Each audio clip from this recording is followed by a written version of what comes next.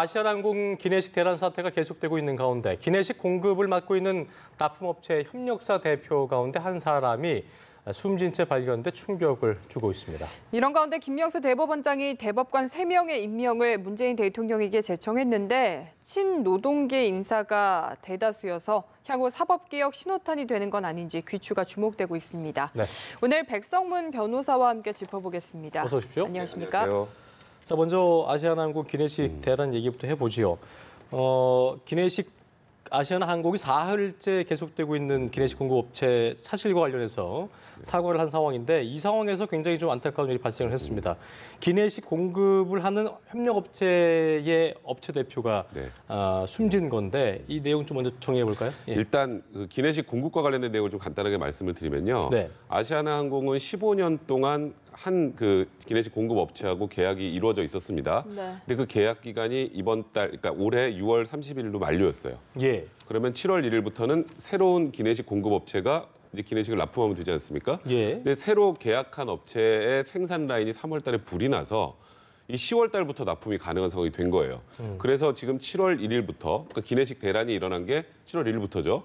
9월 30일까지 임시로 공급하는 업체하고 계약을 했습니다. 그 임시로 공급하게 된 게 샤프도앤코라는 업체인데 이제 아시아나항공에서 하루에 기내식이 얼마나 들어가야 될 것 같으세요? 2만에서 3만. 네, 거의 그 정도 됩니다. 엄청나네요. 근데 이 샤프도앤코라는 곳은 외국 항공사에 좀 적게 납품을 해서 제일 많이 했던 것이 3,000개 정도라고 하니까요. 거의 10분의 1이네요. 네, 10분의 1이죠.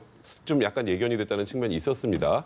근데 이제 문제는 이 샤프도앤코라는 곳에서도 맞춰야 되잖아요. 어떻게든 아시아나랑 계약을 했으니까.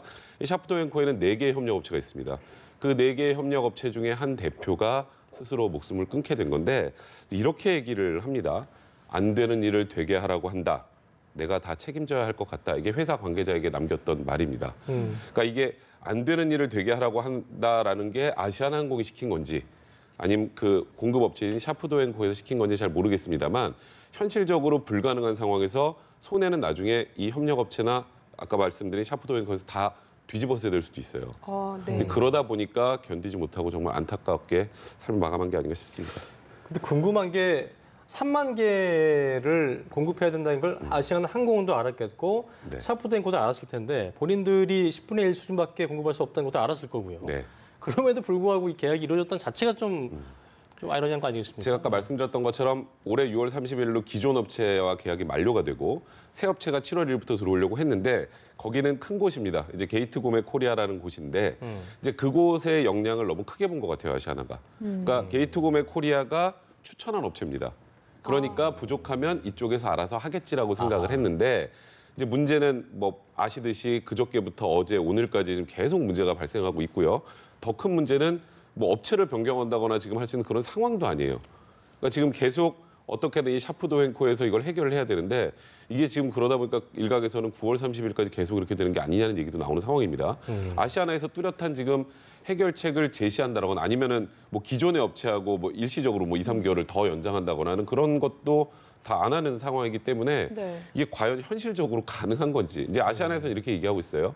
생산은 다 된다. 근데 여기까지 도착하는 게 문제다 이런 표현을 쓰는데 그건 사실 처음부터 이 불이 났던 게 3월이라고 말씀드리지 않았습니까? 그럼 3, 4개월 정도의 시간이 있었는데 이런 일이 발생할 그렇죠. 걸 전혀 모르고 4개월 동안. 3, 4개월 동안 전혀 준비도 안 했다라는 것인지 그런 생각을 해보면 사실 아시아나항공도 굉장히 큰 항공사 아니겠습니까? 사실 이 부분은 사실 소비자 한 사람으로서도 석연치 그렇고 않다. 좀 이해가 되지 않고 좀 석연치 않은 부분이 있습니다. 그 3, 4개월 사이에 사실 새로 계약한 업체에 문제가 생겨서 기존 업체와 다시 단기 계약을 네. 하려고 했는데 거절을 했다고 하거든요. 이 기존 업체와 뭔가 사이가 틀어질 만한 일이 있었던 건가요? 이거는 좀 양쪽의 주장이 좀 달라요. 그러니까 아까 말씀드렸던 것처럼 15년 동안 공급했던 회사 이름이 LSG입니다. 그냥 간단하게 줄이면 예. 15년 동안 공급했던 업체가 본인들의 매출의 70%가 아시아나항공에 납품을 하는 거예요. 그러니까 쉽게 말하면 이 납품 계약이 끝나면 회사를 문 닫아야 될 수도 있는 상황입니다. 근데 이제 이 회사 측 주장을 말씀드리면 아시아나에서 좀 1,500억에서 2,000억 정도의 투자를 해라. 근데 그걸 거부했더니 계약을 연장해주지 않았다. 그래서 공정에 민원을 넣은 상태입니다. 네. 근데 이제 아시아나 입장에서는 아니 그런 말도 안 되는 소리를이라고 하면서 당신들이 뭐 사실 생산 원가 정확하게 공개한다는데 공개도 하지 않았고 또 납품했던 기내식에서 문제가 자주 발생했기 때문에 우리는 계약 해지할 수밖에 없었다라는 입장이고 이 공정위에서도 아직 결론을 못 냈어요. 그런데 지금 보니까요, 이 새로 계약을 한 업체에서 실제로 그 하이난이죠. 네. 투자를 했더라고요. 네, 그렇죠. 이제 그게 공교롭게도 이쪽에서 투자를 안 하고 이쪽에서 투자를 해서 이쪽이랑 계약을 한 게 아닌가라는 그 의심은 할 수 있는데 아직은 뭐 정확하게 이 부분에 대해서 이렇다 저렇다라고 결론을 낼 수 있는 상황은 아직은 아닌 것 같습니다. 네. 알겠습니다. 기내식을 싣지 못한 항공편 같은 경우는 이제 저희가 뭐 정확한 정보를 몰랐을 때는 이분들한테 밥을 제공하지 못하니까 어떻게 해야 될까라는 생각을 했는데 아시아나항공 측이 승객들한테 30에서 50달러, 그러니까 우리 돈으로 치면 뭐 3만 원에서 5만 원 정도의 상품권을 지급하는 것으로 대체하고 있다고 하는데 이런 경우는 어떤 적절한 보상이라고 보고 계신 거예요? 어떻게 사실 보고 계세요? 그 기내식의 가격만 놓고 생각을 한다면 그 가격하고 거의 동등하게 배상을 하는 거나 마찬가지겠죠. 예. 그런데 이렇게 한번 생각을 해보죠. 지금 휴가철입니다. 휴가철에 이제 어딘가를 갈 때 이제 제가 1시간 늦게, 2시간 늦게 도착하면 모든 일정이 다 꼬여요. 그러니까 어디 데리러 오는 사람들 문제부터 모든 게 다 꼬인단 말이에요. 이제 그런 생각, 우리가 이 기내식을 먹고 안 먹고의 문제 말고 늦어지고 그 이후로 발생하는 후속 손해는 지금 전혀 손 놓고 있는 거예요. 네. 이제 그러다 보니까 일각에서는 이제 그런 승객들 위주로 집단 소송할 가능성까지 있다라는 출발 얘기가 지연에 대해서 네, 그렇습니다. 그런 얘기 나오는 상황입니다. 이런 네. 걸 집단으로 소송을 제기하면은 뭐 실제적으로 좀 해결이 될 만한 그러니까 이런 거예요. 그러니까 통상적으로 출발 지연은 기상 악화가 많습니다. 그죠? 지금 뭐 천재지변. 예, 지금 부산하고 제주는 지금 이 태풍 때문에 지금 비행기 못 뜨지 않습니까? 그런 경우에는 배상 안 해줘도 돼요. 근데 이번엔 이유가 뭐죠? 기내식이 늦게 와서예요. 본인들이 기내식이 늦게 와서는 당연히 일단 아시아나 과실이고요. 그건 아시아나가 나중에 이제 기내식 공급업체에게 책임을 묻더라도 이 부분은 사실 이 늦게 출발하는 거에 대한 책임은 아시아나가 당연히 져야 되지 않을까. 그러니까 물론 그 이후에 손해를 전부 입증하는 게 쉽진 않겠습니다만 승객들 입장에서는 굉장히 여러 가지 다양한 손해 발생이 있기 때문에 계속 앞으로도 좀 논란이 될 것 같습니다. 사실 여름 휴가하면 보통은 1년에 한 번 정말 그렇죠. 귀중한 시간이잖아요. 근데 그렇죠. 출발부터 이렇게 늦어지면 승객 입장에선 정말 화가 날 것 네. 같습니다. 일단은 기내식 문제를 좀 한정해서 이야기를 해보자면 네. 지금 이렇게 일반 승객들 같은 경우에는 비행 시간도 늦어지고 밥도 못 먹거나 뭐 네. 늦어지고 이런 상황인데 이 와중에 박삼구 회장은 문제가 발생한 첫날에 네. 아주 따뜻한 밥을 먹었다. 이게 또 문제가 되더라고요. 그러니까 7월 1일이죠. 이제 문제가 처음 터졌던 날입니다. 그리고 북경 베이징에 출장을 가는 상황이었는데 뭐 그 비행기도 물론 1시간 정도 지연이 됐다고 해요. 근데 1시간 지연의 이유가 과연 이것 때문인지 저도 좀 의심스럽기도 하는데 원래 그러니까 2시간 이내에 도착하는 곳은 뭐 샌드위치 같은 차가운 음식이 나오고 2시간이 넘어가면 이제 따뜻한 음식이 나오는데 그날 아시겠지만 노밀이라고 해서 음식이 아예 들어가지 못했던 항공기가 굉장히 많았습니다. 그런데 박상구 회장이 탄 이 비행기는 따뜻한 음식이 제대로 나온 거거든요. 뭐 이거는 뭐 당연히 이 아시아나 측에서 뭐 회장님이 출장을 가시니까 특별 대우를 한 것 같은데 예. 그러니까 저는 이런 걸 볼 때 무슨 생각이 드냐면 과연 아시아나항공은 고객을 어떻게 생각하고 있을까? 그러니까 회장님의 따뜻한 밥이 가장 중요한 거고 다른 곳에서는 지금 식사도 못하는 상황인데 사실 뭐 이런 것까지 기대해도 될지 모르겠습니다만 박상구 회장 입장에서 지금 이렇게 난리가 나서 내 밥은 됐다라고 하는 게 오히려 낫지 않을까? 좀 그런 면에서 뭐 이것도 사실 갑질이라면 갑질이라고 할 수 있는 사실 이거 국민들 입장에서 보면 굉장히 불쾌한 내용이라는 생각이 듭니다. 그렇죠. 청와대 국민청원 게시판에 아시아나항공 기내식 사태와 관련해서 박 회장의 또 추가적으로 비리를 밝혀달라 이런 뭐 청원까지 그러니까요. 등장을 했다고 하는데 앞으로 어떻게 좀 확대 10월까지는 지금 네. 제공이 안 된 상태이기 때문에 네. 어떤 식으로 이거 수사를 해야 될까요? 어떻게 그러니까 일단은 아시아나항공에서 뚜렷한 해결책을 제시를 못하고 있어요. 못하고 있는 네. 상황. 지금 9월 30일까지 계속 이렇게 갈 건지 매일 연착하고 매일 30달러에서 50달러씩 줘가면서 이렇게 해결할 것인지 그렇죠. 이거는 사실 지금 아시아나항공에서 그냥 사관을 하고 있는데 어떻게 하겠다는 별로 없어요. 그리고 더 큰일 난 건 사실 어찌 보면 이 기내식 공급업체입니다. 기내식이라는 건요. 통상 배달해서 주문이 늦으면 돈 다 드리죠. 이거 좀 늦어서 기분 나빠 이러고 많은데 그렇죠. 기내식이라는 거는 통상적으로 그 시간에 도달해서 비행기가 출발해야 되기 때문에 대부분의 계약이 이렇게 돼 있습니다. 그러니까 비행기가 이륙해야 할 시간에서 30분 연착이 되면 무조건 식품 가격 50%만 지급하게 돼 있어요. 여기서 계약 이렇게 했다고 하죠? 그렇죠. 그렇게 예. 계약이 됐다고요. 그러면은 기내식 공급업체는 계속 공급하면서 계속 손해를 봐야 되는 구조예요. 사실 오늘 기내식 공급업체 협력업체 사장이 스스로 목숨을 끊은 것도 이와 무관하지 않다는 생각이 들어요. 그러니까 이쪽도 지금 큰 문제예요.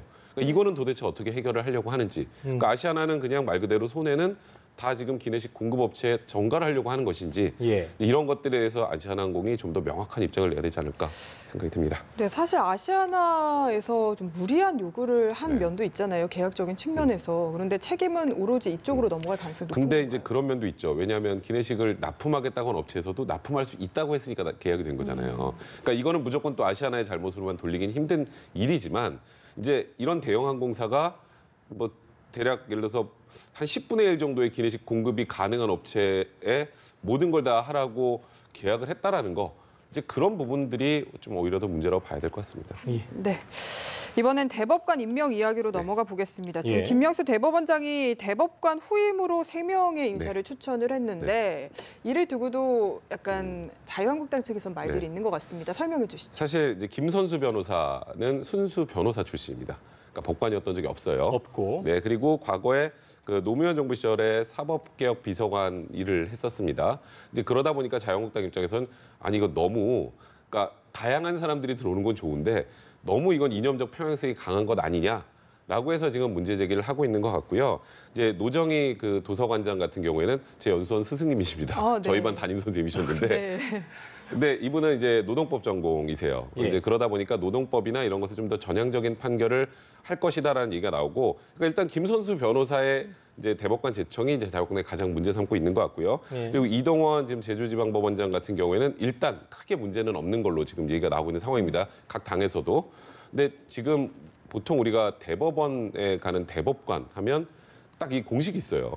서울대, 공식이 있다면서요? 네, 50대. 서울대 남자 50대. 예. 이제 그게 잘 깨지지 않았었거든요. 네. 그래서 사실 그게 굉장히 큰 문제였어요. 이게 깨진 게 큰 의미라고 보세요? 어떻게 큰, 좀 큰 보세요? 의미라고 보죠. 이제 예. 대학도 4군데로 아마 바뀐 걸로 알고 있습니다.